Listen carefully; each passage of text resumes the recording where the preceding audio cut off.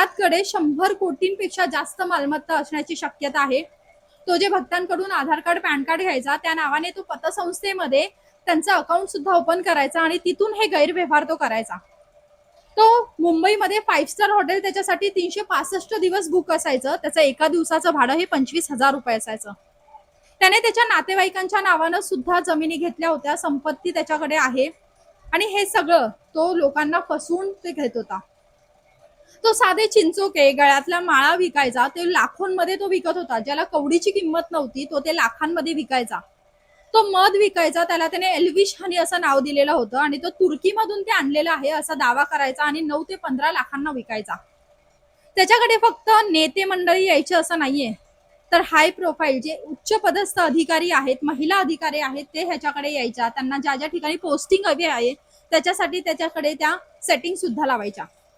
यानंतर अनेक बिल्डर आहेत, व्यावसायिक आहेत, हे सुद्धा या खरातच्या भोंदूगिरीला बळी पडलेले आहेत। अनेकांच्या जमिनी आहेत, संपत्ती आहे, त्याच्यावरती याचा डोळा असायचा आणि ही जमीन शापित आहे, हे घर ही जमीन तू विकून टाक आणि असं म्हणून तो कवडीमोल भावाने ती जमीन विकत घ्यायचा। असं करून त्याने 100 कोटीहून अधिकची मालमत्ता जमवली।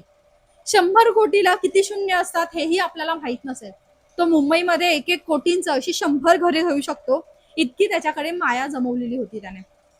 माझ्या मते तरी जर ही नेते मंडळी त्याच्याकडे गेली नसती, जर रुपाली चाकणकरांनी त्याचे पाय धुतले नसते, तर इतकं खरातला बळ मिळालं नसतं। खरातचं जे ईशान्येश्वर मंदिर आहे त्याला सुद्धा कोट्यवधींचा निधी ह्या सरकारनं मंजूर केलेला होता। जर असे काही प्रकार झाले तर आमच्या धर्मामध्ये असं होत नाही, आमच्या धर्माला बदनाम केलं जातंय, असे आरोप सहज केले जातात। पण माणूस हा धर्मासाठी आहे का, धर्म हा माणसासाठी आहे? त्या धर्माच्या किती आहारी जायचं ह्याचं कोणतंही मोजमाप नाहीये। माणसाच्या आयुष्यामध्ये दुःख आहे, पण त्या दुःखाला कारण सुद्धा आहे, पण त्यातून बाहेर कसं निघायचं हेच सांगितलं जात नाही आणि यामुळे सर्वसामान्य जी भोळी भाबडी लोक आहेत ती ह्या अशोक खरात सारख्या भोंदूंना बळी पडतात।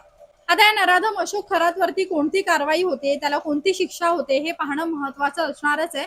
पण तुम्ही जर या महिलांचे व्हिडिओ फॉरवर्ड करत असाल, जर कोणी लिंक शेअर करत असाल तर ते करू नका, कारण की जे कोणी करतंय त्याच्यावरती सुद्धा गुन्हे दाखल होतात।